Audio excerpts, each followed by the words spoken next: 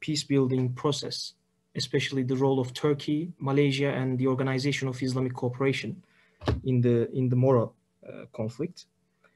And I began my PhD in the university I'm working in at Asst, again, international relations. Currently, I'm trying to decide my thesis proposal. I'm going to be working on Africa, and specifically, if I don't change my mind, specifically on the state and nation building in South Africa, Republic of South Africa. I'm interested in Africa, naturally. By the way, I'm also coordinating academic affairs in Africa Foundation in Ankara. Maybe some of you heard of it. We are having some training programs, some seminars, some publishing activities. So I'm also the coordinator of academic affairs there. And my field of interest is naturally Africa. I'm still trying to keep up with the news in the Philippines, especially with a focus on the Moro case, the developments there. I'm also interested in Islamist thought in the Ottoman period, with a specific focus on Said Halim Pasha. Well, that's generally it. So today, we are gonna begin our first class. Let me share with you the syllabus that I prepared for this seminar. Okay, I hope you can see this. I'm not sure whether they sent you this. It's not that important. It's a tentative schedule that I prepared for myself. So what are we going to do in this workshop, as Ada calls it? But in terms of the structure, it's more of a seminar than a workshop. Hopefully we can have some discussion at the end of the presentations each week, but I'm not sure if that's going to be easy, since officially there are more than 130 people enrolled in this workshop. So it's going to be a bit difficult to have some debate about the issues, but we'll do our best. We'll try our best. So what are we going to do in this course? You have some information since you have enrolled in this one. Basically, the issue that came up to my mind when people from ADA told me to, teach something in this semester, I thought of, the development of the study of international relations. Okay, I mean, I'm not sure, but maybe at least some of us are studying international relations, and we are familiar with the concepts, theories, the historical developments in the field. But there's always this issue of abstractness in terms of the concepts and the theories, okay? We are always talking about abstract concepts, abstract theories. So in most of the universities, in most of the courses, in the teaching materials, it is very difficult to find some material examples to make sense of these concepts and theories. Okay, so I was thinking maybe we can try something new here. I mean, new for me, not for the discipline of international relations. Let's be humble about it. Let's try to see the development of international politics, the change, the transformation in international politics, and the discipline of international relations along with this, in parallel with the flow of history. Okay, so when we talk about the nation state, let's look at the historical development of states, historical developments, historical facts, dynamics that gave birth to the modern nation state. Okay, when we are talking about power balance or polarity, let's look at the historical facts and try to make sense of, make a better sense of the concepts and theories in international relations. So in the first week, we are going to focus on the Westphalian order and the formation of the modern state. I gave some concepts here under each week's plan.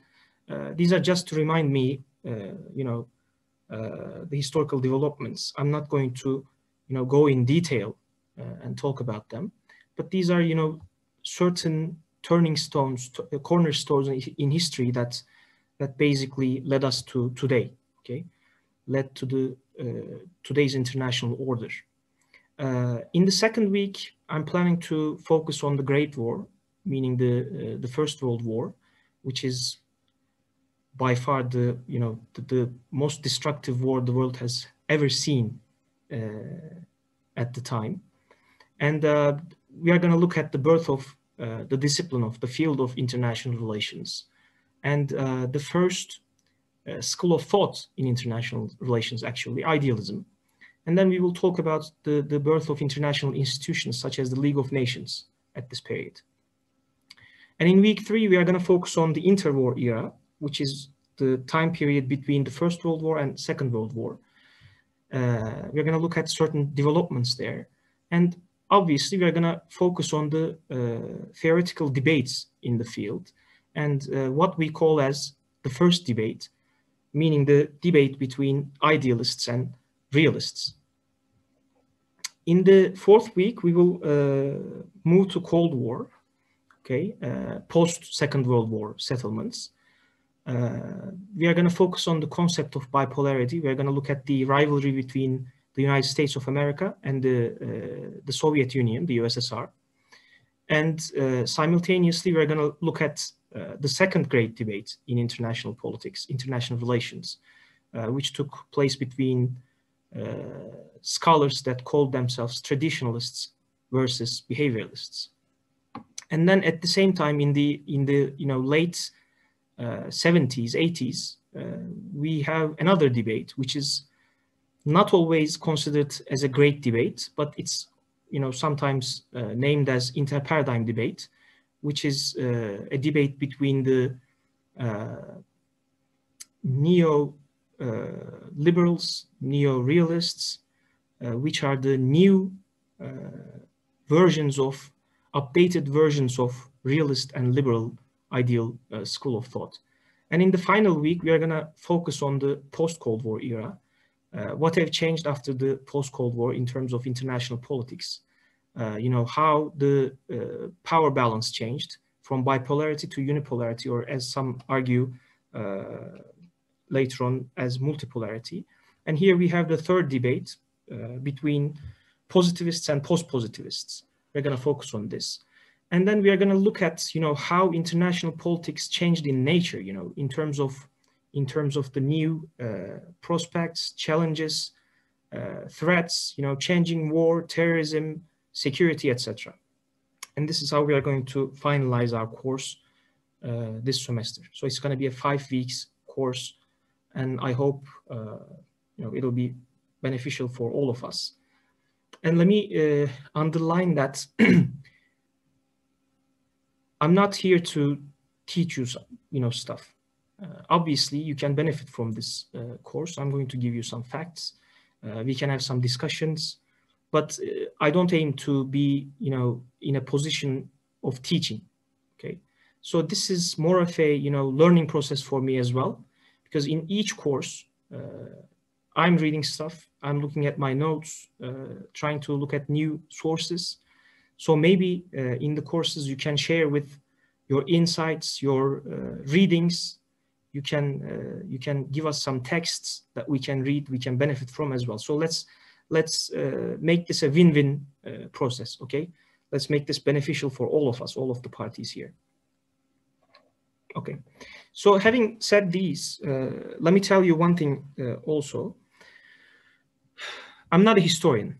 Okay, so this course is not aimed at giving you historical facts. It's not like a political history course. Okay, the problem with studying political history and international relations is that we are taking these two as separate issues. Okay, but I have benefited from the discipline of history, the study of history, in many ways. And one of the things is that it changes our look at our perspective at the past events. Okay, and make sense of the concepts, the things that developed throughout history, that gives meaning to the current world. Okay, so it's not going to be a history course. We are going to focus more on concepts of IR, theories of IR and the debates within the discipline. Okay, let me share with you my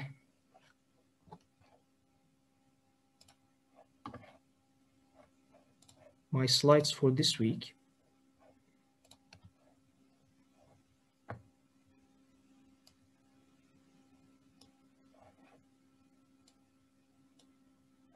And as far as I can see from the profiles of the attendees, there are people from different backgrounds, high school students, undergraduate students. We have master's and PhD colleagues here. So maybe this might be a bit basic for those doing their master's and especially PhDs, but feel free to, contribute to the discussion whenever you need. So today, we will go on with our first subject, the formation of the modern international system, the very basic roots of it, and the Westphalian system, and what happens to be its unbreakable, inseparable part, the modern nation state. Okay, so the field of international relations, the study of international relations, basically focuses on the behavior of the states. Okay, this has been, very classic. This has been the case since the very beginning of international relations, since 1917, 14, whatever, since the First World War and the end of it. Although, when you look at the study of international relations, the discipline has seen many changes. It's been transforming, and the states are not as the main actors they used to be. There are different actors like non-state actors, non-state groups, armed groups, terrorist organizations, corporations, etc. There are individuals even. There are many actors shaping or influencing the international politics, but states has been keeping their main position in the study of international relations. Okay, and the interaction between the states gives us the international politics. Okay, so when we mean international politics, mainly we are talking about the interaction between the states, their behaviors, and how this influences other states. And international relations as a discipline studies this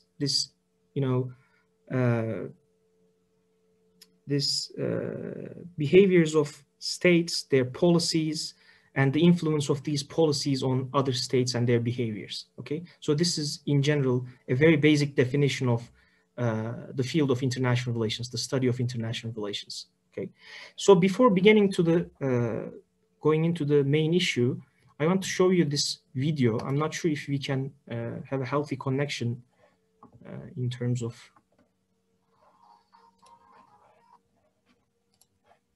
Okay. So this is a video, okay, it's of almost 12 minutes. It's showing how the borders in Europe has changed throughout centuries, okay? And for the sake of the time period we focus on, I'm going to start the video from 1500s, and we are going to see how it changed through the 1500s and 1600s. We don't need the sound.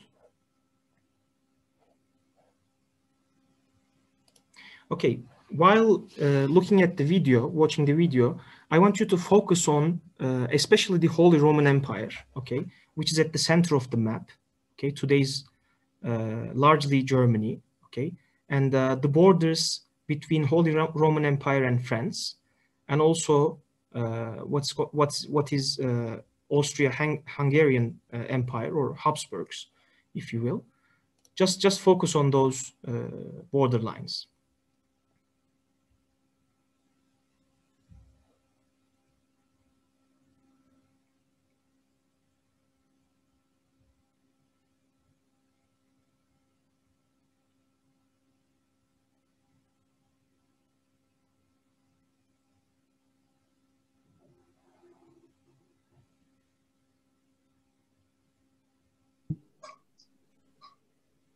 Hocam. Buyurun. We can see the video right now. Why? I mean, because there is no video. there is no video? Yes, only the slides you have. How about now? Still I can't, and some people are writing the group that they cannot see the video too. Okay, just a second then. I will try to fix this.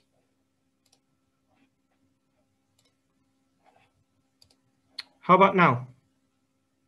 Yep, we can see. You can see Yes, it now? Professor, we can see now. Sorry about this. I was watching it all alone. Okay, so now you can see it. Let me just full screen this. Now, in the center of the map, you see the Holy Roman Empire. Can you see it? Yes. Okay. I want you to focus on the Holy Roman Empire, okay, especially the borders with France and its eastern borders, like there's Hungary, Poland, Bohemia, which is like the Upper Ottoman part is Austria-Hungary, which is Habsburg's empire. Just focus on those areas, okay? Here it goes. Is it flowing? Yes.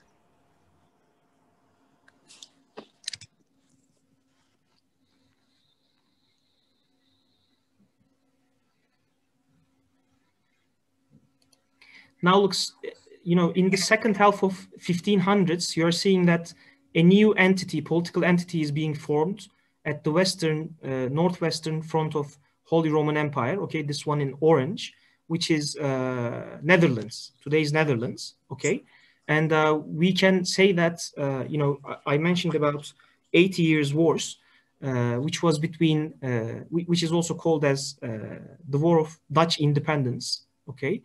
It was fought between many countries, especially France, Spain, the small principalities or political authorities of Netherlands and the Holy Roman Empire, and England as well. Okay.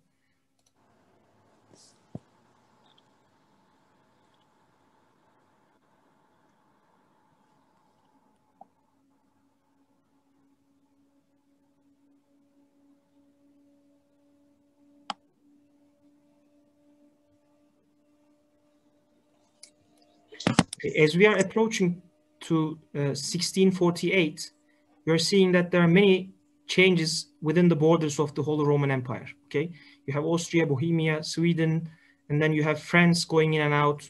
You still have the Netherlands.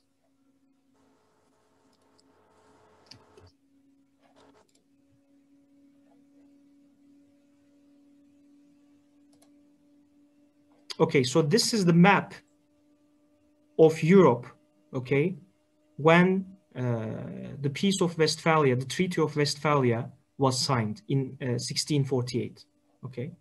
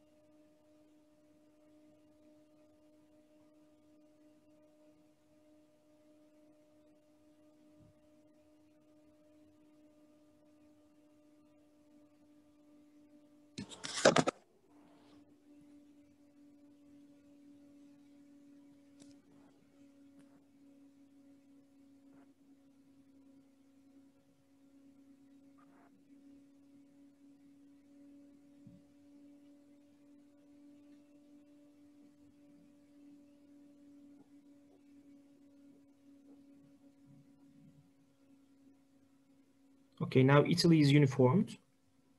Then Germany is uniformed, as you can see. Okay, so this much is important enough. Now let me get back to my PowerPoint presentation. Okay, the reason I showed you this map is, you know, to just to make sense of, you know, how the borders in Europe changed over years. Okay, this is one of the important parts of this making sense of the international formation of international politics. Okay, so when we are talking about the modern nation state, we are talking about Europe, okay? And when we are talking about the formation of international politics, modern international politics, or modern international system, again, we are talking about Europe, okay? When we are not talking about Europe, we are mostly not talking about Europe in the 20th century because there are new players such as the United States of America and the USSR, okay? And keep in mind that the USSR or the Russian Empire at the time, before that, it can also be considered as a European empire. Although it has large chunks of territory in Asia, it's a European power as well, okay?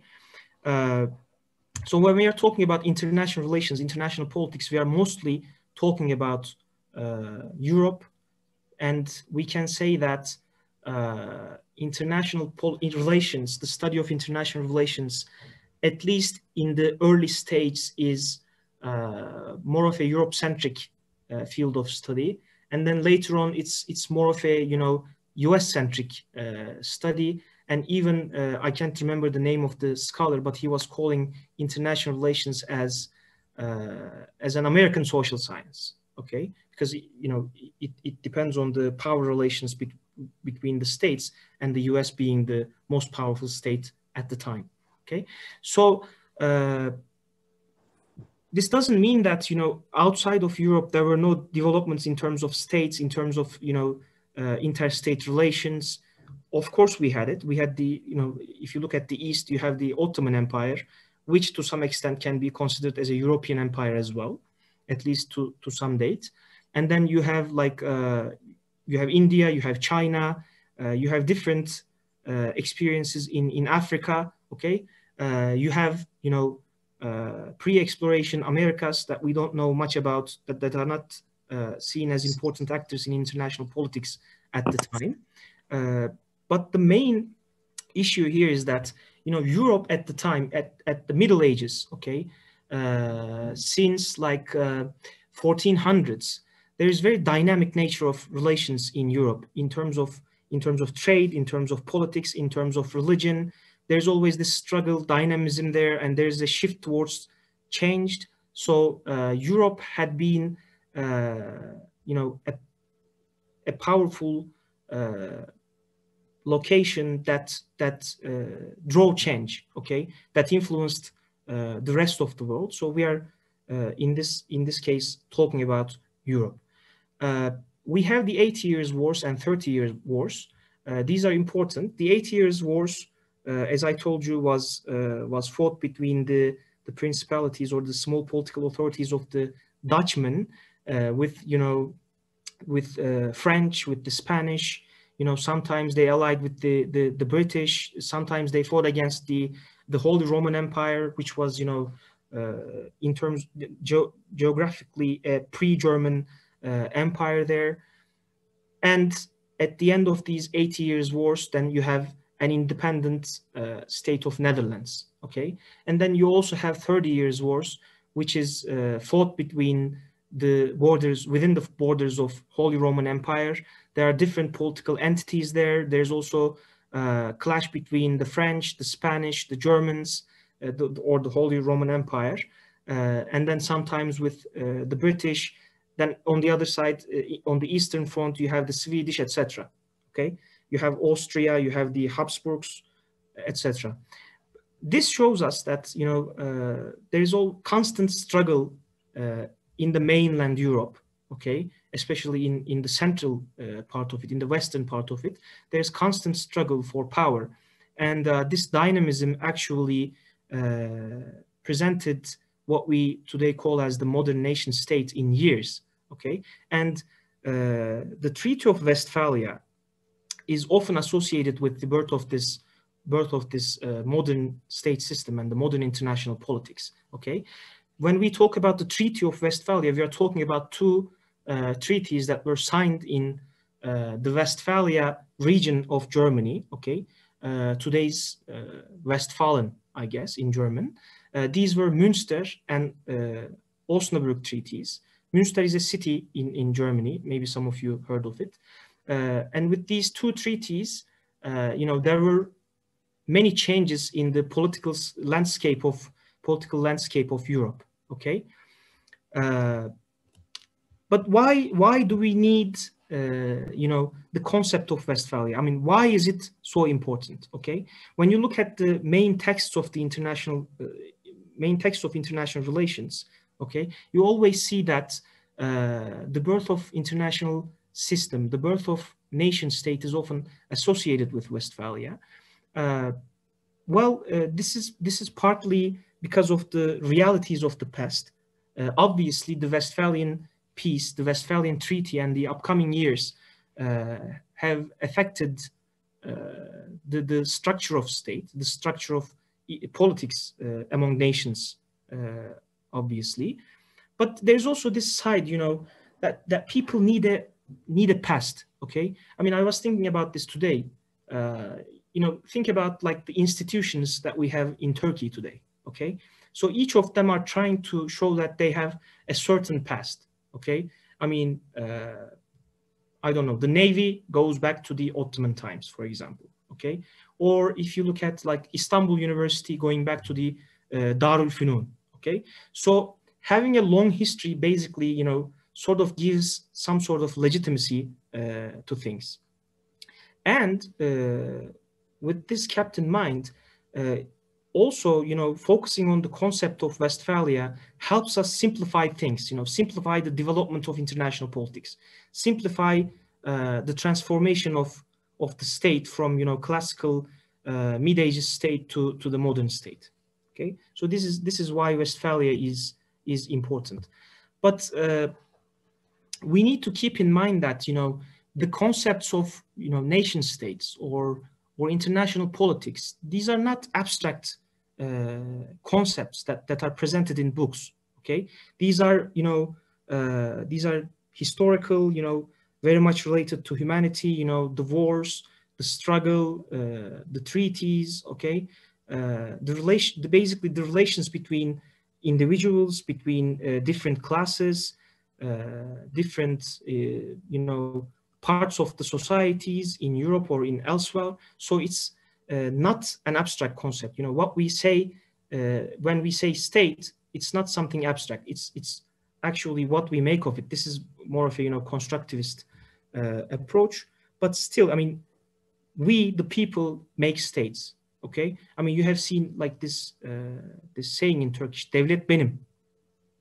Okay, the state is not something abstract. The state is the government. The state is the institutions that it has, the courts, the army, the bureaucracy, and us. Okay, so me, for example, working for a state university, providing education services to students, BA students, etc. I am the state. Okay, I make the state, at least some very little portion of the state.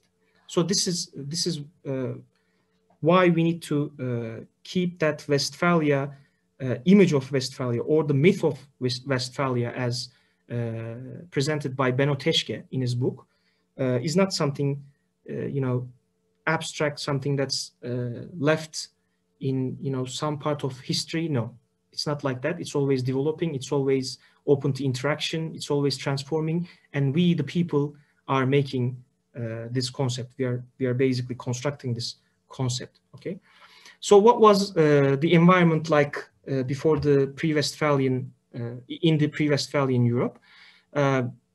We see that there are many overlapping political authorities. Okay, I mean, when I say Europe, for example, today, okay, looking from today's point of view, perspective, you would think of states like Germany, France, Sweden, Switzerland, Britain, okay, or the EU, for example.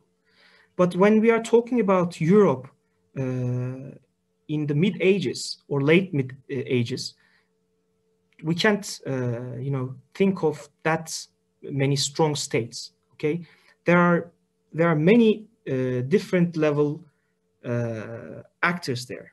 Okay, so for example, you have the church, the Catholic Church in Italy, in Rome. You have You have states, you have monarchies, you have feudal lords, okay? You have city-states, you have city councils, you have trade councils that enjoy some sort of political authority, but there is no exact borders between these, okay? Between the authorities of these.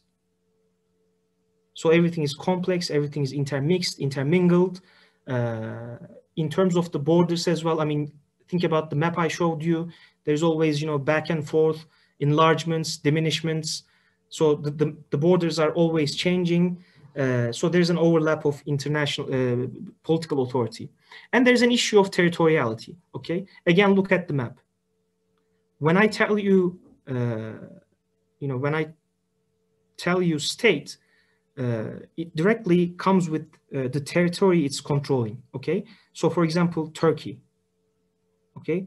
When I tell you Turkey, you can have the image of Turkey, you know, the borders of Turkey or the map of Turkey in your mind. It pops out, okay?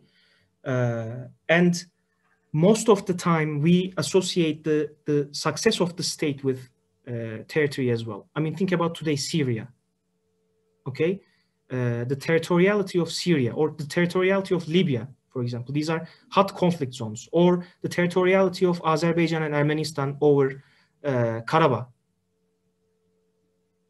Now think about Syria. In the northern part, you have the Turkish-backed opposition groups. Then you have the YPG-controlled areas. Then you have the regime-controlled areas. You have a very little portion of Daesh-controlled areas. Okay, you can see that, you know, Israel goes and out, comes and goes. Russia comes and goes. The US comes and goes, and there's no exact territoriality. Okay. This was the case in the Middle Ages as well. I mean, it's not like I'm not talking about a failed state. Let's not mix up the concepts. But this was the case, and we have empires. Okay, you have, for example, the Russian Empire. You have the Habsburgs. Okay, you have the Holy Roman Empire, for example. I mean, think about the Holy Roman Empire. Okay, I specifically told you to focus on the map, that part of the map. Because you can see that, you know, the territory is changing rapidly. Each year there is something new. Okay, each year a new portion is coming and going between different empires or different political authorities. And in a world where the main political entities or the type of the states are empires, it is safe to say that the relations between the states are organized hierarchically. Okay, let me tell you, I mean, this will make sense once I go over the upcoming slides, but this is what I mean. The hierarchy here is, it can be understood in two ways, okay? One, in international politics, which is more important for us for the subject of this week. That means the Holy Roman Empire, okay, is hierarchically in a more elevated position than, let's say, Britain or France or the Habsburgs, okay? Or think about the church, okay? I mean, think about the Crusades, for example. There are many European states, okay, forming an army together to fight with the Muslims, for example. Why? Because the higher authority of the church says so. The Pope has the political authority to influence these monarchs, these empires, okay? And there's also this hierarchy within the empires, okay? So when you think of the state today, the modern state, you can see that, you know, at least there's a notion of equality, okay? This might not be the case in reality, but in terms of laws, you have this equality issue, okay? But let's think about the Ottoman Empire, for example. Okay, you have the millet system, for example. You have the Muslim or the Turkish millet, which is like holding the upper position, and then you have like you know, Orthodox, you have Armenians, you have Jews. Okay, so there's a hierarchy between these millets. Also, the same example with the authority of church can be applied to the Muslim world as well. Think about the authority of the caliph. halife. Okay, I mean, you can say that, you know, it differs from time to time, but still the caliph is the leader of the Muslim Ummah. Okay, so the state that holds the position of the caliph is obviously in the top place in the hierarchy. Okay, are you watching these like historical TV series, such as, you know, Diriliş Ertuğrul or Uyanış Selçuklu? Okay, I mean, think about the very early episodes of Diriliş Ertuğrul. You know how the Selçuklu, the Sultan of the Seljuks, gives importance to the caliph. Okay, how Ertuğrul goes to, you know, to Halep, or, you know, he's talking to the emir of the caliph. Okay, trying to get some political legitimacy from there.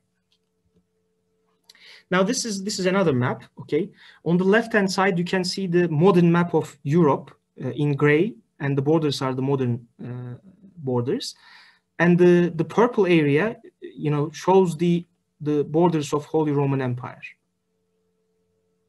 Okay, so there are people from different ethnic groups, religious groups, etc. And on the right hand side you can see that you can see the religious diversity within the Holy Roman Empire. Okay, so the blue ones here, it's in German, and the legend is very, very small. The purple-like areas here, these are representing the Catholic population. Okay, and these are the different Protestant denominations, Christian denominations. Okay, so there's very much complexity in terms of religion and politics. So what happened? What changed with the Treaty of Westphalia? Okay, I mean, what do we need to know? What needs to come up to our minds when we say Westphalian order or the Westphalian states? Okay, so first of all, with Westphalia, you have the issue of territoriality. Okay, this in Turkish is ülkesellik, meaning that you need to have a chunk of land. Okay, you have to have some borders. Okay, and this is your land. Okay, this is the very basic requirement to have a state. You have to have a territory. Okay, and then you have the concept of sovereignty. Okay, what does this mean? Egemenlik. Sovereignty is, you know, the authority, okay, to enjoy political influence, political control over the territories that you have. So you cannot enjoy political control over someone else's land. Okay, I know that this is not the case in real life, but this is basically saying that you can only control your borders, within your borders. Okay, and then you have this issue of independence. What does it mean? It means that you, as a sovereign state, have independence in your actions, both within your territories, within the borders, and both outside your borders. Okay, there is no higher authority that can control you, that can dictate you to do something. So these three, okay, come together and give us the concept of nation states, okay, or modern states. I'm going to come to this issue of nation later on. And this is actually important in the sense that it changed the hierarchical international order to a more horizontal and equal international order. What does it mean? This means that all states have their territories, their borders, they are sovereign in their domestic affairs and in their international affairs, diplomatic affairs. they are independent. If all the states are like this, and if other states are respecting each other's, all the states are respecting each other's sovereignty, territoriality, and independence, then that means that there's a horizontal environment in international relations, meaning that there is no higher authority that can regulate the international politics. Okay, so the Roman Church is not that important anymore. Okay, or the Caliph is not that important anymore. Okay, the Ottoman Empire cannot regulate the affairs of other Muslim countries or countries or states in Europe. The Holy Roman Empire is not that decisive in international politics anymore. Okay.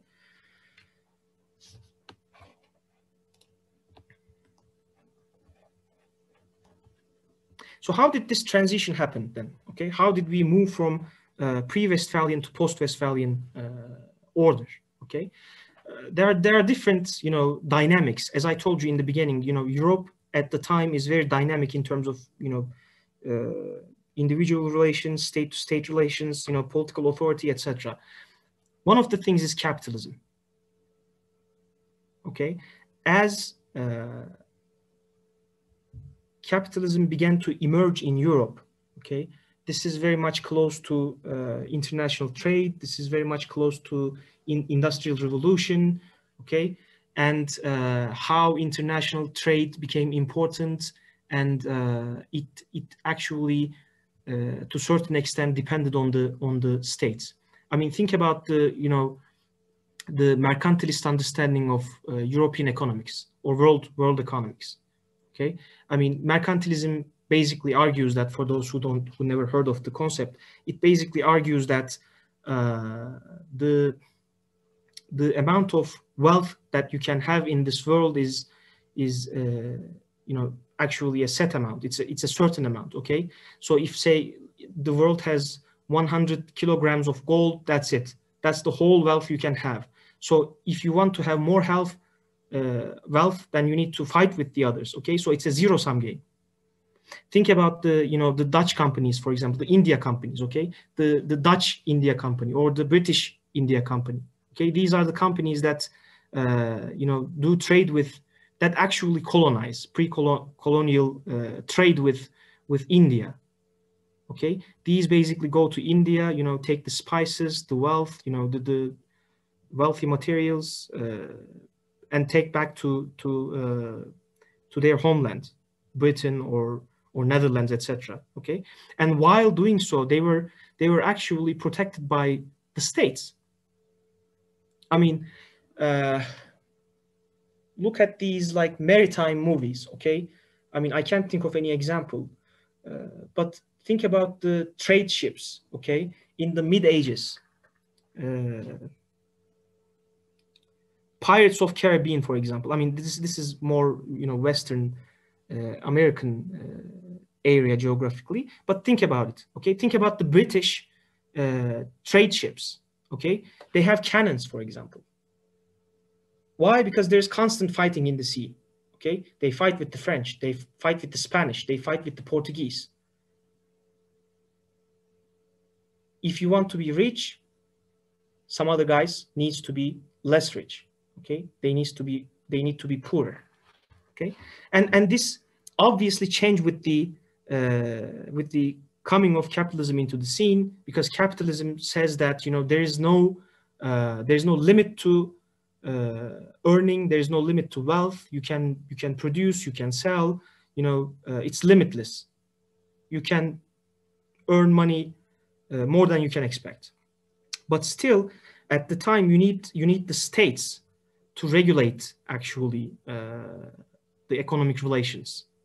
Okay, so in the mid-ages in Europe, trade was largely largely independent from the states. There were like trade councils, city councils. These were having different agreements and treaties with each other, flow of goods within Europe and from outside Europe, etc.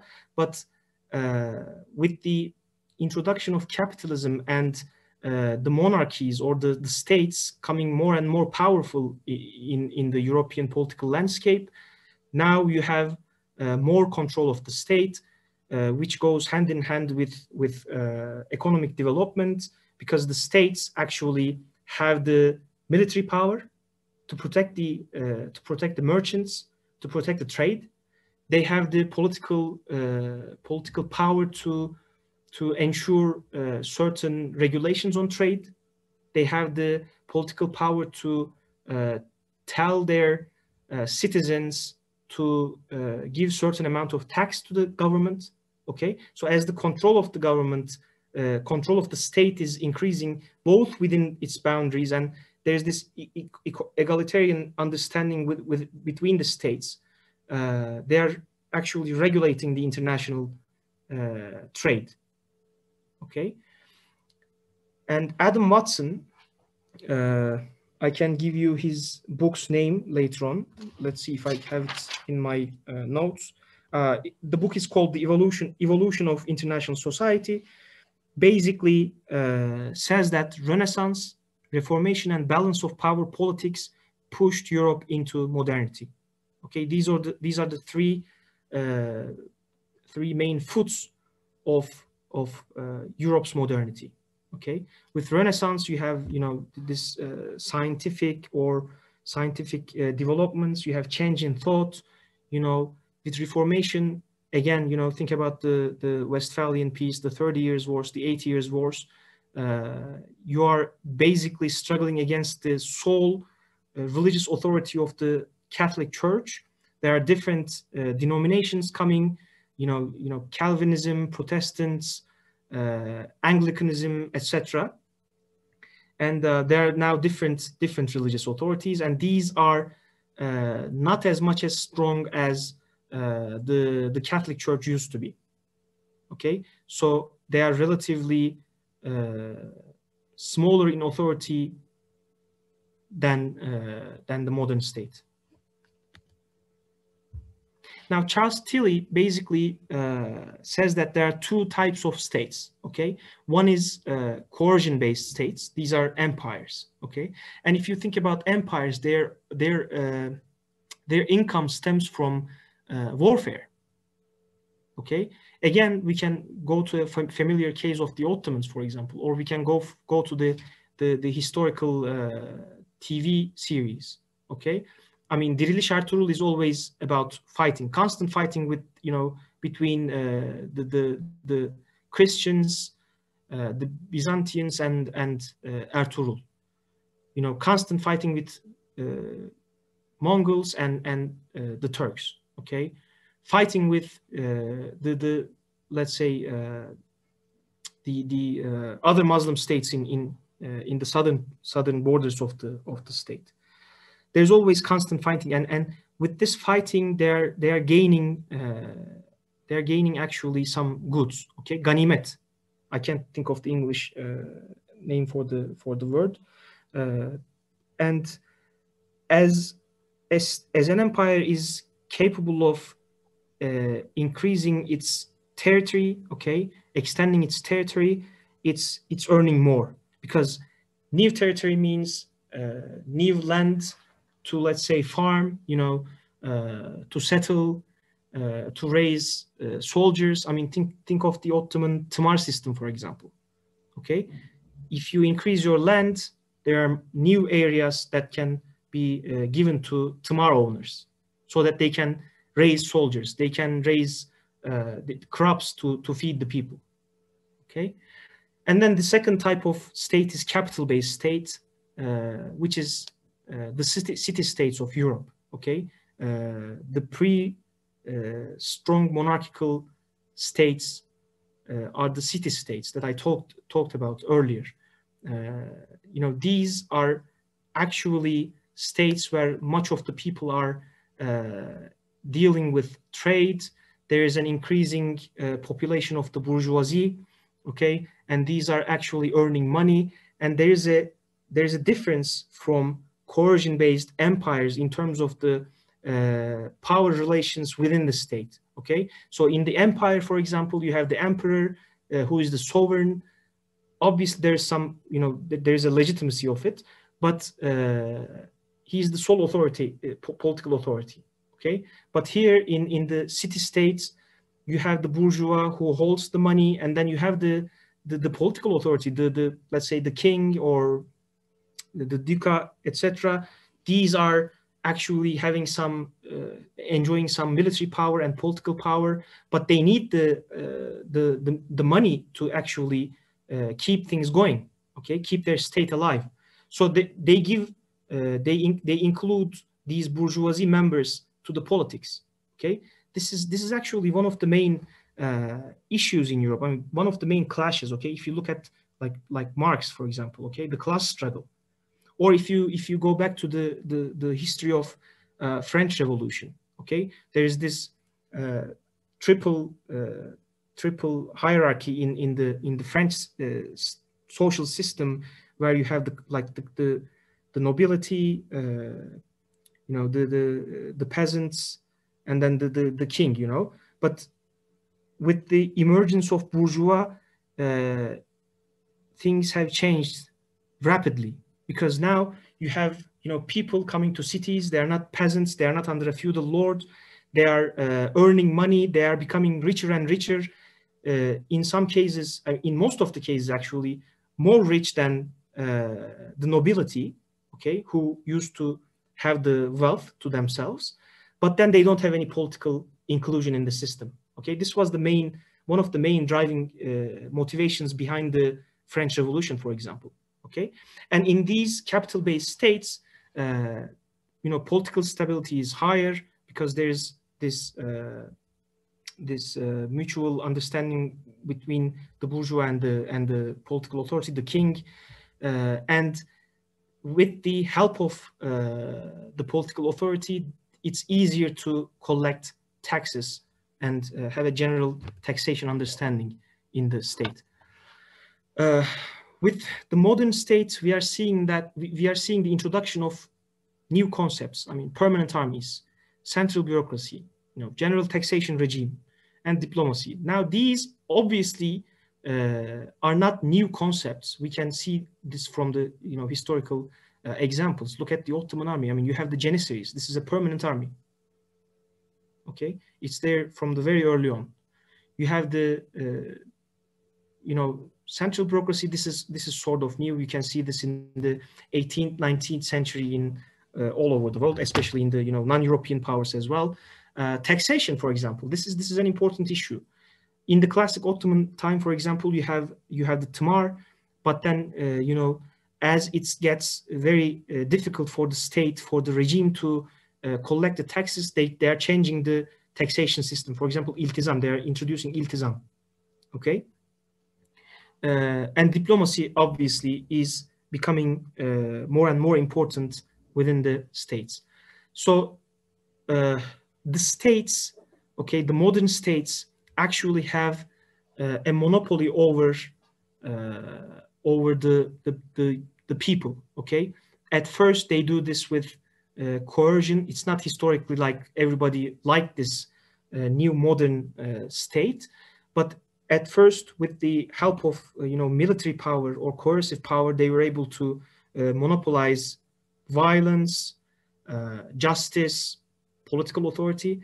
But then in time, you know, this was changed to a more consent-based monopoly, okay. So people are actually willingly giving their rights of being administered to the states, and this actually creates certain amount of legitimacy. I mean, if you look at, for example, Max Weber's state definition, okay, state is the, you know, it's not the exact definition. State is the organ basically who enjoys the use of legitimate, who has the monopoly on legitimate use of violence.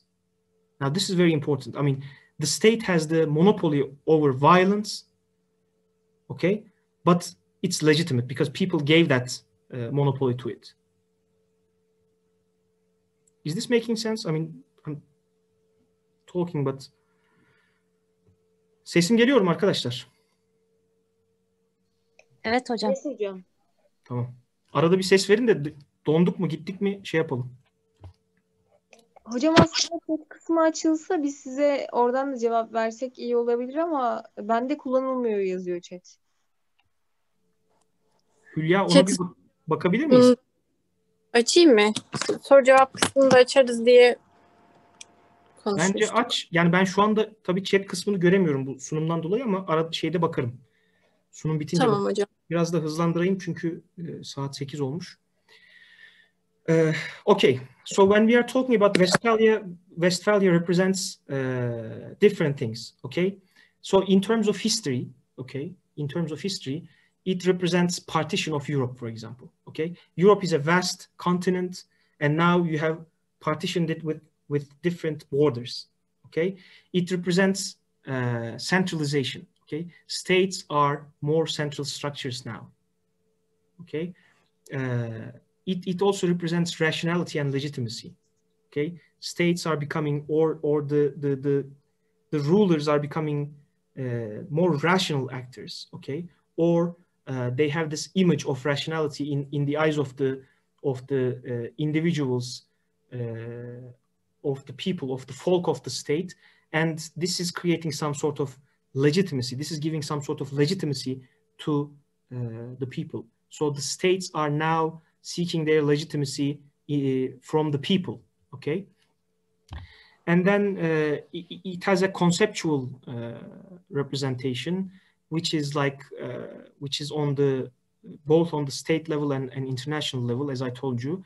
States are, you know, entities that have central hierarchy in them. They have courts to make judicial decisions. They have the bureaucracy to carry out the services and collect taxation. They have the monopoly on making legislations, making justice, and using violence, okay, legitimate violence. And now, if you look at the international arena, international politics, as I told you, this is more horizontal. There is no higher authority that that dominates the international politics, that regulates the international system. States are considered as equal entities, and this actually creates an anarchy. Okay, if there's no regulation in international politics, there's anarchy, because all of the states theoretically, conceptually, are equal. Okay, they are equal in terms of, you know, their territories, their sovereignties, their political autonomies, independencies. Okay, and if these are equal, then that means that once a problem occurs, there is no authority to solve this, and this creates constant anarchy. We will talk about this in the upcoming weeks when we talk about, for example, realism. Okay, and in terms of the modern politics, Westphalia represents the 4 centuries long transformation, not just in terms of politics, like social, economic, in economic terms, etc. It shaped everything within the modern system, modern state. Sorry, I mean, think about like legal issues. Okay, think about the rights of people, citizenship. Okay, state-to-state relations, economic relations. These are all solved within the state. As the state develops, you are seeing there are many challenges, there are many prospects, and what we have today, okay, like for example, citizenship, okay, there's no citizenship in terms of what we have today in like the Middle Ages, okay. Yani, again, go back to the Ottoman Empire, it's a familiar example. The folk, the people, are not citizens, they are the teba, reaya. Okay, but now you have the citizens. Okay, citizen means that as an individual you have a political identity. Okay, you have political rights, and there is the division of inside and outside of the state. Okay, there's the inside developments going on there, like the different institutions, different rights, the relationship between political authority and individuals, the citizens, and on the outside you have state-to-state relations. Now I'm going to finalize with the concepts again. When I talk to you about, I mean, this is not going to take much. Territoriality refers to the physical, actual borders. Okay, but this doesn't mean that borders all around the world are the same. I mean, think about the Turkish-Syrian border. Okay, in the 20s, 30s, there was no border actually. I mean, if you go talk to the people, the elder people in southeastern part of Turkey, like in Gaziantep, in Mardin, in Urfa, in Kilis, in Maraş, these people would tell you that it was very easy to go back and forth from Turkey to Syria because there were no fences, there were no lines, there were no guards there. Okay, people had relatives there, so it was very easy to go from one place to the other. And then in the Second World War, you have like the fences introduced. Okay, now with the Syrian civil war, you have concrete walls. Okay, in for example, the Mexican border of the US, the Trump administration basically constructed concrete walls there as well. But when you go to, let's say, I don't know, some parts of Europe, if you go to, I can't remember which airport was that, but if you go to Switzerland, I think it was Basel or Geneva. I mean, the airport, I went there. The airport, when you're off the plane, you're walking to the security check, okay, for the passports. There's a line in between in the corridor, okay, a yellow line. One part belongs to France, and the other part belongs to Switzerland. I mean, it's very easy. One step to the left takes you to France, but the other takes you to Switzerland. So the borders in these terms are very different all around the world. And obviously, if you have territoriality, this shows. This needs to go hand in hand with having the capacity to control authority over it. Okay, use authority over it. The other concept is sovereignty. Okay, the sovereignty actually means that within that borders, within the territory that you control, there is no authority than the state. Okay, both in terms of outside authority, both in and inner authority. Okay, so there is sole authority of the state, and sovereignty here depends on the people. Remember, I told you that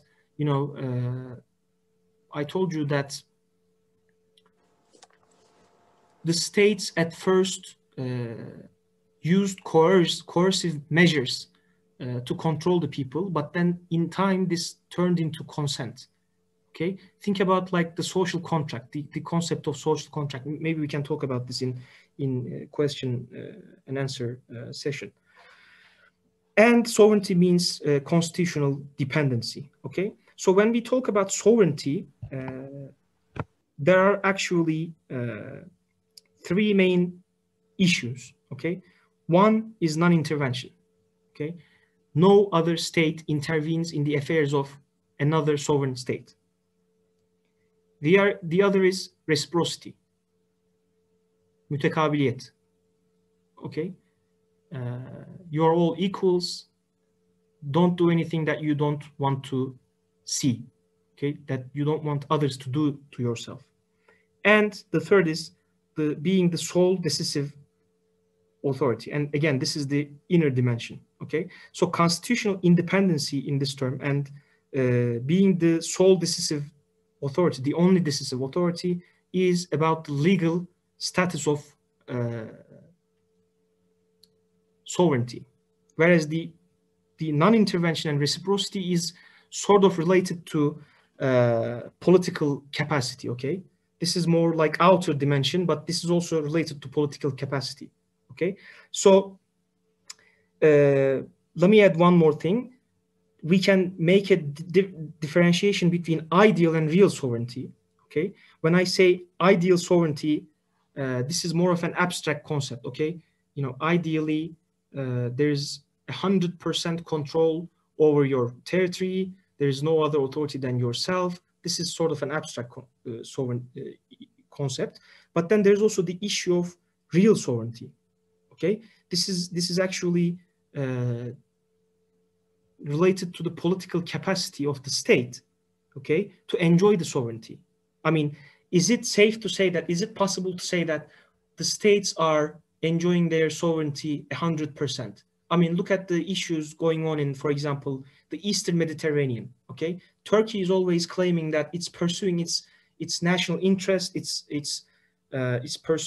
defending its rights of sovereignty, okay? So there's always this problem, but are you able to do it 100%? I mean, is Turkey able to do whatever it wants? No, because there are different states, different powers, different institutions that create some sort of checks and balances over the system, and you cannot do anything you want. So Stefan Krasner, for example, has a book on this issue. It's called Sovereignty, Organized Hypocrisy. He actually calls this issue an organized hypocrisy. Yani bir ikiyüzlülük olduğunu söylüyor. Çünkü %100 şey yapamayız. Egemen olamayız. Okay? And two other concepts are state autonomy and nationality. State autonomy is what I told you. I mean, states are independent from outer actors, outer dynamics. They can, you know, pursue their own goals, and they have power to do so. But this is, again, you know, a relative situation. I mean, you cannot say that, let's say, you know, I don't know, you know, Turkey has the same autonomy with the US or Russia. Okay, this is a relative issue. This depends on the power that the state has. And the last issue is the nationality. Okay, so when we talk about modern states, we always call them nation states, ulus devlet. But it's not like all the states are founded by a single nation. Okay, there are different nations, there are different ethnic groups. We have this case in Turkey, for example. We have this case in Syria, for example. We have this case in Latin America. We have this case in Africa, because there are basically different nations and different ethnic groups. And if you say that this is a nation state, then this is not in reality 100% correct. But what we can call this is more of a national state, which is defined by Charles Tilly again. He's saying that, you know, when the Westphalian system, when the modern states were founded in Europe, there were no, you know, nations. I mean, let's look at the earlier, you know, before unification of Germany or Italy. Okay, there are different national groups or subnational groups or ethnic groups, but what motivated these people to come together and go under the authority of a, you know, state or a modern state was actually national interest. Okay, they saw their interest in that, so they gave the legitimacy to the political authority. And this is my final slide. Sorry this took so long. It took longer than I thought. And if you have questions, we can move on to them.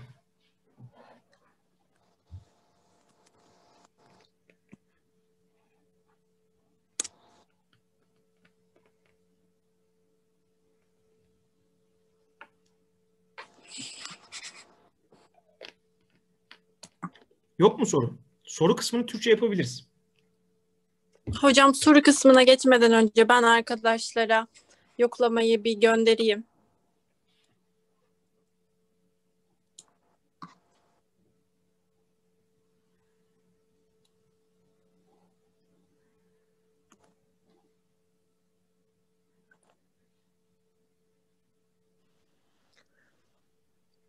Hocam. Buyurun. Teşekkür ederiz öncelikle ders için. Benim sorum kurs sonundaki bitirme ödeviyle alakalı. Essay şeklinde mi yazacağız? Nasıl olacak? Bilgi verir misiniz?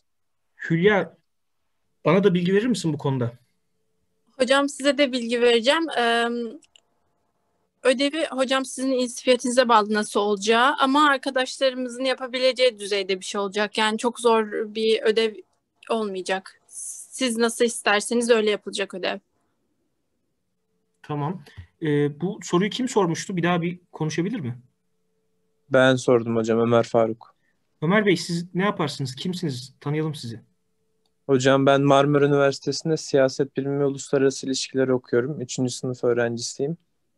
Tamam. Bu şekilde. Ne yapalım? Ne yapalım Ömer Faruk? Ne düşünüyorsun?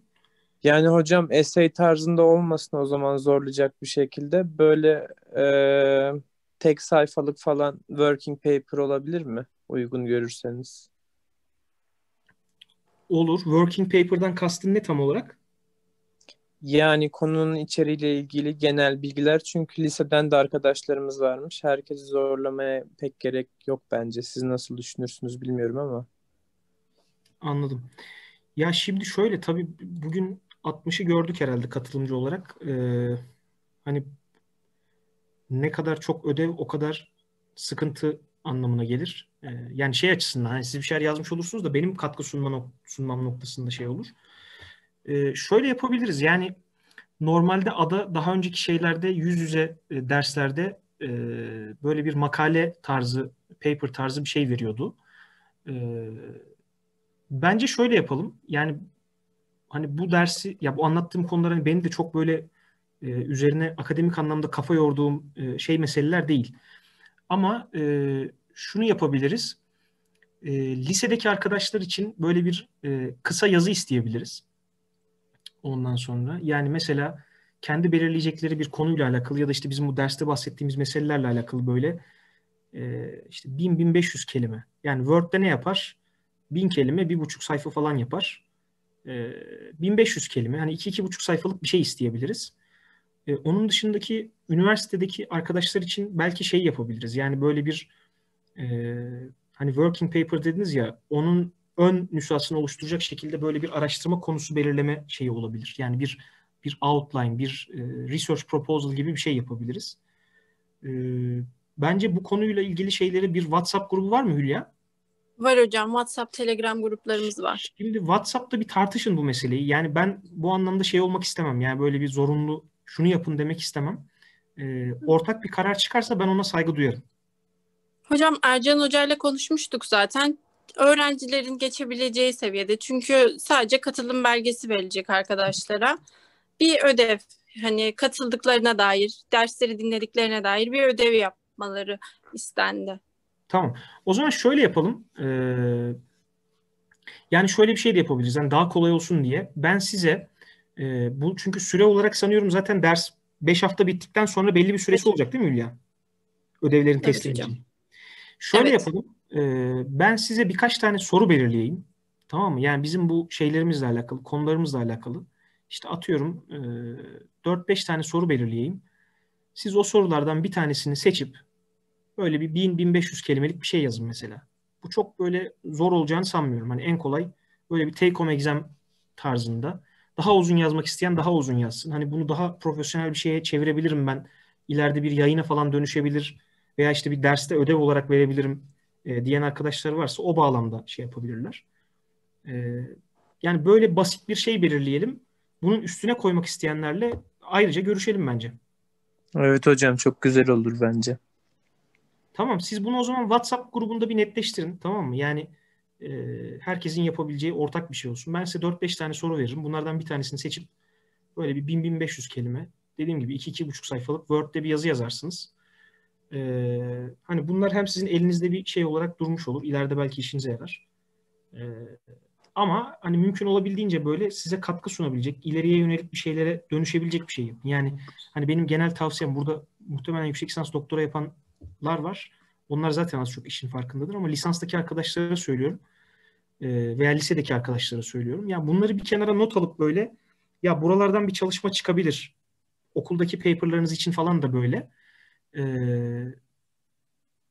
geliştirilebilecek bir konuda yazarsanız eğer, yarın bir gün ya ben böyle bir şey yazmıştım, bunu biraz daha geliştirip bir yere kullanayım deme şansınız olabilir. Turnitin'e yüklemeyiz ya Hatice Nursar'ı. Yani Turnitin gibi bir imkan yoktur zaten vakıfta. Ben de onunla uğraşamam bu kadar insanın şeyiyle. Ama şunu söyleyeyim, yani tabii o sizin vicdanınıza kalmış bir şey. İntihal yapmadan, mümkünse kaynak göstererek yazarsanız hep beraber dürüst bir iş yapmış oluruz diyorum ve soru varsa sorular alalım.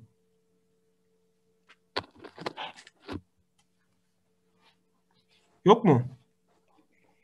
Hocam benim bir sorum olacaktı. Aslında birkaç sorum olacaktı. O yüzden kararsız kaldım sorup sormamak anlamında. Buyurun. Aleyna Kayabal değil mi? Evet hocam. Siz ne yaparsınız Aleyna Hanım? Ben Yıldırım Beyazıt Üniversitesi'nde siyaset bilimi ve kamu yönetimi öğrencisiyim. Çok güzel. Birinci sınıfım. İyi, hayırlı olsun. Amin inşallah cümlemize. Teşekkür ederim. Benim ilk sorum şu olacaktı. Disiplinler arası nasıl desem, disiplinler arası çap imkanlarının vesaire sıkıntılı olduğu, aslında kısıtlı olduğu bir sistemimiz var. Siyasetin psikolojisi, siyaset psikolojisi bazında örnek verebileceğiniz, tavsiye edebileceğiniz isimler var mı acaba? Şimdi yani direkt olarak siyaset psikolojisiyle ben ilgili bir şey yapmadım. Ama mesela bu yani barış çatışma çalışmalarında falan, işte bu peace conflict meselelerinde özellikle sosyal psikolojiden falan çok besleniyor bizim alan. Mesela bu Charles Tilly dediğim vatandaş, şimdi böyle çalışmaları var. Yani işte bu kimlik, ulus vesaire konusunda. Onu şöyle yapalım bence. Siz bana bir mail atın. Bu arada Hülya, sen benim mail adresimi arkadaşlarla WhatsApp'tan paylaş istersen. Bana Tamam bir hocam. mail atın, ben onu düşünüp yazayım size. Olur hocam, teşekkür Hı ederim. hı. Başka var mı? Başka aslında yine bu konularla alakalı hani okuma önerisi vesaire. Bir de ödev konusunda aslında ülkeleri tanımak amacıyla da sanki ülke araştırması vesaire gibi bir şey de yapsak olur mu diyecektim. Yani Şimdi çünkü şöyle, onu gönüllü tutalım isterseniz. Hatta tamam. şöyle bir şey de yapabiliriz. Yani böyle çalışmak isteyen arkadaşlara o demin belirlediğimiz formatın dışında öyle bir şey sunarız. Yani onlar öyle çalışırlar. Bence siz şeyi düşünün. Hani ne çalışacağınızı düşünün. E-mail üzerinden yazışalım. Yani ben şöyle bir şey düşünüyorum. Böyle bir önerim var. Şu konulara bakacağım. Şunlara atıf yapacağım gibi bir araştırma önerisiyle gelirseniz somut, ben size daha bilgi verebilirim. Olur yani. Neden olmasın? Hani siz Ben yazdıktan sonra. bu aralar Amerika'daki Bernie Sanders örneği üzerinde çalışıyorum. Duymuşsunuzdur. Bir daha söyle. Bernie Sanders, ismini doğru söyledim Hı. mi bilmiyorum ama hani öyle bir demokrat bir adam var ya. E, Bernie Sanders'ı diyorsun. Başkan bö- adayı. evet Aday evet. adayı daha doğrusu. Evet, tamam. Yanlış söylemiş olabilirim, kusura bakmayın. İşte onun Estağfurullah. üzerine çalışıyorum. E, Yani ben de Amerika'da onu araştırabilirim. Onun bölgesel kapsamda yaptığı etkinlikleri araştırabilirim vesaire gibi düşünmüştüm. Yani fikir önerim oydu. Ülke araştırması bazında. Ya olabilir, ama şöyle yapalım. Ya bunu olabildiğince hani bizim dersin içeriğiyle bir şekilde uyumlu hale getirebilirsek o zaman daha güzel bir şey çıkar ortaya. Ya bunu bir düşünelim, tamam mı? Sen bence bir düşün. Tamam Hülya, olur. bizim o Word dosyası var ya, syllabus. Evet hocam. Onu gönderdin mi arkadaşlara? Gönderdim hocam. Tamam ya, oradaki konulara biraz bakın şöyle. Çok kolay değil oralardan bir şeyler çıkarmak ama benzeştirebileceğiniz bir şey olursa daha iyi olur yani. Tamam hocam, teşekkür ederim. Şimdi bir okuma listemiz olsa çok iyi olur aslında demiş Hatice Nur Hanım. Şimdi şöyle bir kitap var arkadaşlar. Küresel Siyasete Giriş. Tamam mı? Bunun editörü Evren Balta. Uluslararası İlişkiler hocasıdır. Doçent yanlış hatırlamıyorsam. İletişim Yayınlarından çıkmış bu kitap. Evren Balta, Küresel Siyasete Giriş. Ben bu kitabı doktora yeterlilik sınavına çalışırken okudum. Bugün konuştuğumuz konuların ciddi bir kısmı da bunun birinci bölümünde var. Ondan sonra. Yani bir okuma listesi koymayı düşündüm oraya. Fakat yani hem kendim keşfediyorum. Bu vesileyle biraz bakıyorum, çalışıyorum. hem de yani genelde okunmuyor. Yani açık konuşalım. Size de çok fazla yük çıkarmak istemedim. Yani öyle bir zorunluluk çıkarmak istemedim. Ama şey yapabiliriz. Yani ben şöyle yapalım. Her dersin sonunda sizinle böyle işinize yarayabilecek kaynakları paylaşayım. Geçen sene adada birebir verdiğimiz derste de öyle yapmıştık. Yani şu kaynaklara bakın, şu kaynaklarda şunlardan bahsediliyor diye. Mesela burada bu kitabın bir de güzelliği var. Mesela her bölümün sonunda şey falan diyor. İşte önemli web siteleri, işte faydalanılabilecek kaynaklar falan diye burada güzel şeyler var. Mesela bu dersle ilgili işte bu Westphalia meselesiyle alakalı bir kitap var. Türkçe'ye de çevrildi. Benno Teşke. Şuraya chat kısmına yazayım. Tamam mı?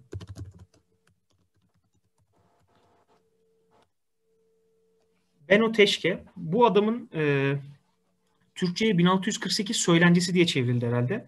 The Myth of 1648. Adam bütün bu Westphalia anlatısını, uluslararası ilişkilerdeki anlatıyı bir şeye sokuyor, yapı sökümüne sokuyor ve işte hani bunun donuk, soyut bir kavram olmadığını, tarihsel süreçte geliştiğini, insanların ilişkileriyle, devletlerin ilişkileriyle, işte devletin eş zamanlı, yani devletin uluslararası sistemle, ekonomi politikle eş zamanlı olarak geliştiği modern devletin falan bunları anlatıyor.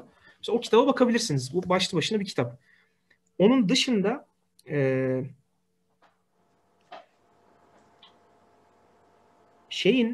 Atilla Eralp diye bir hoca var ODTÜ'den. Onun Devlet ve Ötesi iletişim yayınlarından yine. Orada da benzer böyle bir ilk bölüm yanılmıyorsam bu meseleleri ele alıyor. O güzel bir kitap. Yani biraz lisanstaki arkadaşlar için ve lisedeki arkadaşlar için ağır olabilir. Ama son sınıfta veya işte yüksek lisanstaki arkadaşlar, doktordakiler zaten haberdardır. Onlar bakabilirler. Yani ben şey yapayım. Ders sonunda sizinle paylaşayım. Siz de ona göre işinize geliyorsa okursunuz. Var mı başka soru? Hocam merhaba, ben de bir şey soracaktım ama Buyurun. ilk kendimi tanıtayım hocam. Ben Huriye, Süleyman Demirel Üniversitesi'nde sosyoloji 3. sınıfım. Sosyoloji ve siyasetle ilgili önerebileceğiniz kaynakları soracaktım ben de. Maurice Duverger'in Siyaset Sosyolojisi diye bir kitabı vardı herhalde.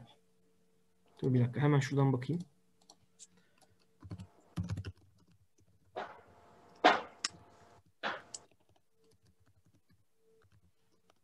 Evet. Şuraya yazayım.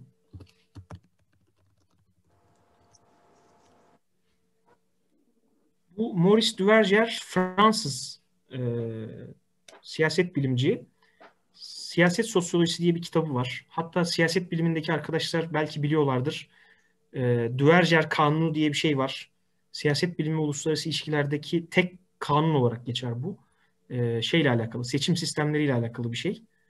Ondan sonra buradan başlayabilirsiniz. Ben yine bununla alakalı düşüneyim. Şey yapayım, paylaşayım sizinle inşallah. Siz de bana bir mail atabilirsiniz aynı şekilde. Tamam, teşekkür ederim. Hı hı. Evet, başka var mı arkadaşlar? Hocam ben Beyza Kübra Kılıç. Fatih Sultan Mehmet Üniversitesi'nde ilahiyat okuyorum. Benim sorum şuydu. Hala daha Westphalian süreç devam ediyor mu? Yani modern devlet süreci evrildi mi? Bu konu hakkında görüşlerinizi alacaktım. Şimdi şöyle, bununla alakalı bayağı aslında tartışma var. Mesela özellikle Atilla Eralp'in kitabında o tartışmalar yapılıyor. Devam ediyor ama tabii şey değil. Yani ya bir kere zaten demin dediğim gibi o Teşke'nin şeyi çok önemli, tespiti. Hani bunlar böyle çat diye olmuş şeyler değil, tamam mı? İşte bir anda hadi bakalım ülkesellik geldi, sınırlarımız net. Zaten sınırlar vardı mesela, tamam mı? Hani sınır geçişkenliği vesaire imparatorluklar döneminde vardı ama sınırlar vardı. Veya işte egemenlik meselesi. Tamam mı? Yani şimdi siz mesela bir imparatorlukta egemenlik yoktur diyebilir misiniz? Diyemezsiniz. Egemenliğin farklı şekilleri olabilir. Bunlar hep böyle eş zamanlı olarak devam eden, dönüşen bir takım şeyler. Dolayısıyla hani böyle bir %100 işte imparatorlukla farklıdır gibi bir şey söyleyemeyiz. Aynı şekilde bugüne geldiğimizde yani hem bazı yönleriyle bu işte Westfalyan modern devlet veya Westfalyan düzen devam ediyor ama bir yandan da mesela değişimler var. Yani şimdi mesela şeyi düşünün. Şimdi diyor ki devlet, modern devletin nedir? Egemenliği vardır, değil mi? İçsel ve dışsal egemenliği vardır. Dolayısıyla ona kimse bir şey yapamaz. Otorite, yani bir baskı kuramaz. Tamam mı? Mesela şeyi düşünün. Bu Evren Balta'nın kitabının 2. bölümünde uluslararası hukukla Westphalia'nın ilişkisini ele alıyor. Avrupa İnsan Hakları Mahkemesi diye bir şey var. Tamam mı? Devletler buna kendi rızalarıyla üye oluyorlar ve Avrupa İnsan Hakları Mahkemesi'nin iç hukuk yolları tükendikten sonraki davalarda verdiği kararlar bağlayıcı. Yani siz mesela mesela Türkiye aleyhine bir dava açılıyor, değil mi? Ve Avrupa İnsan Hakları Mahkemesi bir karar veriyor. Ve siz tutuyorsunuz, o karara göre şeyi değiştiriyorsunuz veya değiştirmiyorsunuz. Yani o uyguluyorsunuz ya da uygulamıyorsunuz. Şimdi uygularsanız bir kere şeyi kabul ediyorsunuz. Yani sizin egemenliğinizin dışında bir şeyin kararını kabul ediyorsunuz. Uygulamazsanız da uluslararası baskı görüyorsunuz. Hocam mesela Ermenistan kararı gibi mi örnek verebilirsek? Yani Fransa'nın ya da başka ülkelerin Ermenistan kararları gibi. Ya tabii ki olabilir. Mesela şeyi düşünün. Mesela bu Doğu Akdeniz meselesini düşünün, tamam mı? Hı hı. Ya siz Ege'desiniz, tamam mı? Ege'ye kıyınız var. Ondan sonra ama Birleşmiş Milletler'in şeyle alakalı, denizlerle alakalı sözleşmesi işte bir takım kısıt şeyler getiriyor, düzenlemeler getiriyor. Tamam mı? İşte kara sularıyla alakalı, işte deniz yetki alanları ile ilgili bir takım şeyler getiriyor ve siz Ege'de var olan egemenlik haklarınızı kullanamıyorsunuz bu kısıtlamadan dolayı. Mesela işte Yunanistan'la Türkiye arasındaki temel mesele bu. Tamam mı? Mesela şeyi düşünün. Meis Adası'nı düşünün mesela. Antalya'nın o şeyinde. Ya küçücük bir ada sizin oradaki bütün şeyinizi kısıtlıyor. Veya Birleşmiş Milletleri düşünün mesela. Hani bir yandan diyorsun ki devletin otoritesi şeydir, tırnak içinde kutsaldır, en üsttür, işte engellenemez. Ama bir yandan mesela Birleşmiş Milletler diye bir şey var, kurum var. Orada mesela şey yapabiliyorsun. Yani başka bir devletin egemenlik şeyini zedeleyebilecek bir takım kararlar alınabilir mesela. Dolayısıyla hani burada bir şey var. Westphalia dediğimiz şeyin de artık dönüştüğü veya işte uluslararası ilişkilerde mesela hani dedim ya devlet merkezli bir çalışma alanı bu. Ama mesela 21. yüzyıla geldiğin zaman artık devletlerin dışında aktörler de var. Ya mesela şeyi düşün. WhatsApp bir şey sözleşmesi kararı alıyor. İşte verilerin paylaşılmasıyla alakalı bir şey yapıyor. Devlet WhatsApp'a tepki veriyor ya. Devlet Evet. WhatsApp'a tepki veriyor. Yani WhatsApp dediğin işte bir firmanın şeyi yani. Ya Tamam, Facebook'a. da Twitter'ın işte kapatması gibi Tabii. Trump'ın hesabını. Tabii aynen. Ya işte mesela ne bileyim Trump'ı kapatıyor. İşte Süleyman Soylu'nun bilmem ne tweetini engelliyor. Tamam mı? Veya işte ekonomik bazı kurumlar mesela belli süreçlerde etkili oluyor. Dolayısıyla bunların hepsi aslında hani o modern devletin egemenliğini falan kısıtlayan şeyler. Bu bağlamda bir değişiklik olduğu, tartışmanın sürdüğü söylenebilir. Teşekkür ederim. Çok sağ olun tekrar. Bir tane chatten bir soru geldi. Oğuzhan Çavdar.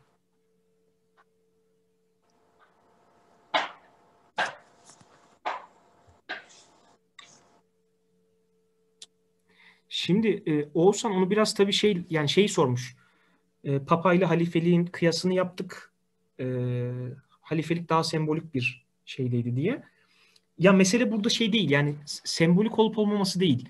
Şöyle bir durum var. Yani mesela halifelik, tamam mı? Sonuçta bir siyasi şey. Siyasi bir otorite. Tamam mı? Ve bir şey oluşturuyor. Hiyerarşi oluşturuyor. Tamam mı? Halifenin sözü mesela değerli. Mesela şeyi düşün. İşte halifenin Beyazıt'a mesela Sultan-ı İklimi Rum ünvanını vermesi. Tamam mı? Otomatikmen Osmanlı'yı İslam ülkeleri arasında mesela bir hiyerarşik şey olarak üst pozisyona çıkarıyor. Tamam mı? Çünkü niye? Roma'nın şeyi olmuş. Yani Roma'nın topraklarını kontrol eden bir ülke haline gelmiş. Veya işte ne bileyim Abdülhamid'in işte hilafet üzerinden bir cihat çağrısının, tamam mı? Dünyanın başka bir yerindeki Müslümanlar tarafından karşılık görmesi mesela oraya uyduğunu, o hiyerarşiye uyduğunu gösterir. Yani bunlar hiçbir zaman hani %100 böyle mükemmel bir şeyde ilerlemiyor. Yani papalık için de aynı şey geçerli. Şimdi papa mesela işte topluyor şeyleri. İçeride tabii siyasi çekişmeler, karşı çıkanlar falan, destek verenler, vermeyenler falan, ama sonuç itibariyle papa orada bütün bu devlet otoritelerinin üzerinde bir otorite. Tamam mı? Dolayısıyla ve bu sadece değil, yani bu sadece böyle tamam, dini bir inanç boyutu var işin, ama bir yandan da mesela reel boyutu var. Yani papalık mesela devletten daha zengin bir ekonomik şeyi var. Tamam mı? İşte bir sembolik de olsa bir askeri şeyi var. Tamam mı? İşte bu Swiss Guards falan dedikleri şeyler. Dolayısıyla hani bu anlamda direkt olarak ikisini karşılaştırmıyorum, ama bu bir hiyerarşinin göstergesidir. Veya işte Osmanlı işte millet sistemi dedik, değil mi? Yani Osmanlı'da yani Müslümanlar var. Diğerleri onun altında geliyor aslında. Yani bütün bir toplumsal sistem bunun üzerine kurgulanmış. Tamam, işte Müslümanlar var, Ortodoks Hristiyanlar var, Ermeniler var, işte Yahudiler var. Tamam mı? Hatta mesela düşünün. Tanzimat, ıslahat şeyleri sonrası, ıslahattan sonra özellikle Tanzimat'ta da var bu. Tartışması çıkıyor ya. Ya bir Müslümanla nasıl, yani mesela bir Hristiyan nasıl Müslümanla eşit olur? Yani o modern vatandaşlığın getirdiği eşitlik tamam mı? Mesela adam diyor ki askere e, alınacak mesela. Veya ne bileyim işte vergilerin mesela yapılması, eşitlenmesi. Tamam mı? Mesela o çok ciddi bir travma yaratıyor. Yani sen Müslümanla, çok tırnak içinde söylüyorum, kafiri aynı şeye koyuyorsun. Kefeye koyuyorsun. Dolayısıyla o hiyerarşiyi mesela öldürüyorsun. Şimdi mesela Türkiye'de hukuk önünde, tamam mı? Teorik olarak konuşuyoruz. Hukuk önünde bütün vatandaşlar eşit. Veya düşünün. Uluslararası anlamda değil mi? Yani Birleşmiş Milletler düzeninde her devletin bir oyu var. Evet, yani bir işte daimi güvenlik konseyi üyeleri, işte 5 dünya, hani o 5 ülkenin yapması falan, bunları bir kenara koyarak söylüyorum. Ama sonuç itibariyle kavramsal düzeyde devletler eşit. Yani Türkiye ile Amerika açısından, yani reel kenara bırakıyorum, eşit. Tamam mı? Somali de eşit bu anlamda. Kastettiğim oydu. Var mı başka soru? Hocam ben konuşmanız üzerine, hani bu soru üzerine bir şey geldi de aklıma. Mesela diyebilir miyiz? Onlarda daha çok bu Boleyn kızlarının olduğu dönemde, İngiltere'de Henry vardı sanırım. Ya karıştırmıyorsam. Hani dinini bırakmak, dininden vazgeçmek, onlarda sanki kraliyetten düşmek hiddetinde, gücünde bir etkiyken, bizde sanki, hani belki tabirim yanlış olacak, laikmişiz sanki hep gibi. Hani din ve devlet işleri aslında tamamıyla bağdaşık düşünülmüyor mu? Hani yani teoride ne derler bilmiyorum, ama uygulamada gözlemlediğimde Osmanlı'da tamamıyla her zaman din ve devlet işleri aslında tümüyle olmasa da sadece bir danışma merci olarak din işlerine görüşülmemiş midir? Hani bizden daha dindarlar sanki onlar. Ya şöyle, aslında öyle değil. Yani hani biraz böyle işte mesela 19-20. yüzyıl İslamcılık düşüncesi, işte oradaki adamların yazdığı yazılara falan baksanız, tam da aslında ayırt edilen o yani. Şimdi Avrupa'da bu anlamda yani kilisenin ciddi bir gücü var. Tamam mı? Mesela o çok önemli. Yani dini bırakmak, krallıktan vazgeçmek. Çünkü krala taç giydiren papa. Anlatabiliyor muyum? Dolayısıyla orada zaten direkt olarak o yani oradan alıyorsun. Gücünü alıyorsun. Hani bu anlamda belki halife bütün İslam dünyası üzerinde böyle bir etkiyi yapmamış olabilir. Böyle bir güç, böyle bir otorite kullanmamış olabilir. Hani bunlar benim çok, dediğim gibi, genel şu anda yapıyoruz yani. Beyin fırtınası yapıyoruz.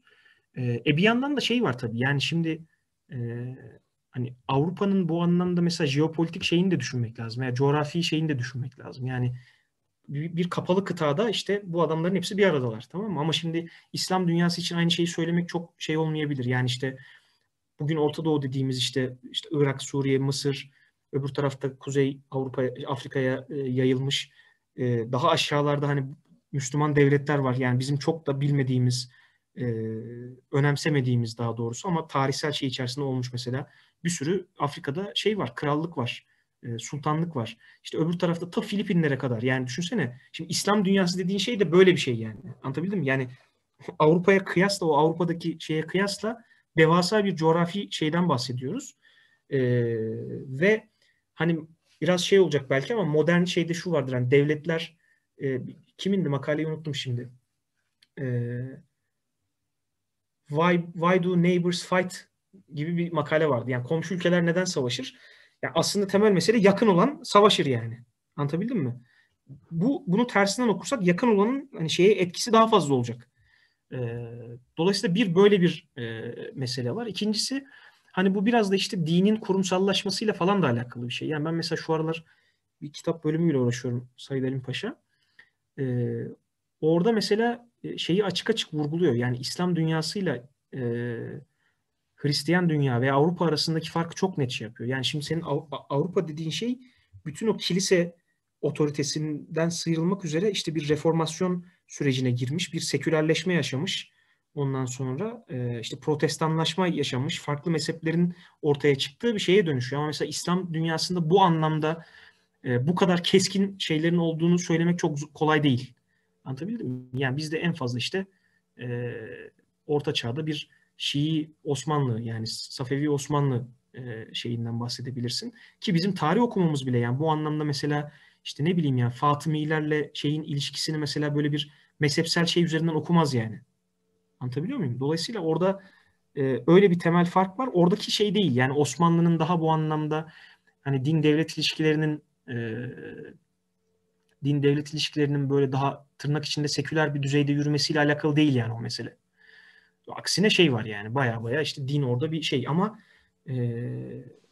biraz böyle orada ruhban sınıf diyebileceğimiz bir klasik şeyin otorite kurması noktasında şey var. Yoksa mesela bizde de mesela Osmanlı'nın içinde işte e, tam şeyi şimdi unuttum da neydi o şeyin adı ya tartışmanın. Daha böyle ortodoks diyebileceğimiz yani ana akım işte medrese merkezli şeylerle işte tekke zaviyeler üzerinden bir mesela gerilim oluyor. İşte mesela atıyorum ne bileyim Sultan Süleyman döneminde mesela Ebu Suud dediğin adam çok böyle şey bir adam falan. Yani duruşu da dini şeyleri biraz daha sert bir adam mesela. Onunla çekişmeler var. Kadızadeliler şimdi hatırladım. Kadızadelilerle mesela tekke şey arasında ciddi bir şey var. Yani dinin yorumlanması ve bunun devlet üzerindeki şeyi hakkında. Veya işte hani orada mesela Osmanlı Sultanı'nın kimden taraf olacağı işte bir tekkeye mesela şey mi bağlı mı değil mi falan. Hani bunların hepsi şeyi etkiliyor aslında. Anladım hocam. Teşekkür ederim. Oğuzhan Hocam buyurun. aslında Doğu Roma ve Batı Roma arasındaki farkı göz önüne getirirsek bu daha mantıklı olmaz mı? Yani Doğu Roma'nın mesela daha uzun süre ayakta kalması aslında birazcık da hani o kilisenin baskısının daha az olmasından kaynaklanabileceğini söyleyebilir miyiz? Yani Batı Roma'ya kıyasla. Ya tabii olabilir. Yani şimdi evet yani bir kere bu devletin bölünmesinin şeylerinden bir tanesi bu mezhep meselesi zaten. Tamam mı? Yani ama tabii başlı başına budur demek de biraz zor. Çünkü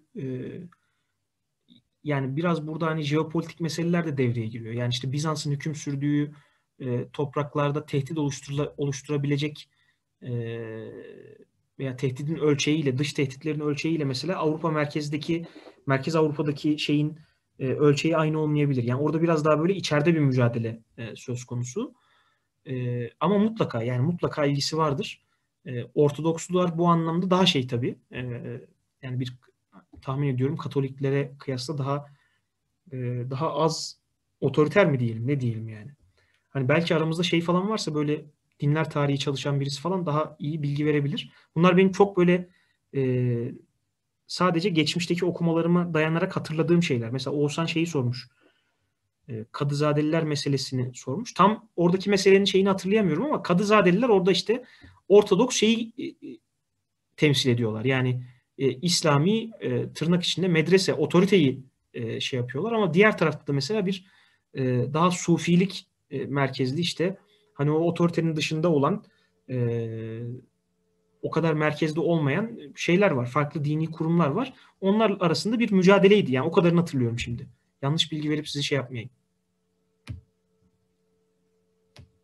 Evet. Saat neredeyse 9 oldu arkadaşlar. Başka soru yoksa eğer yavaş yavaş bitirebiliriz.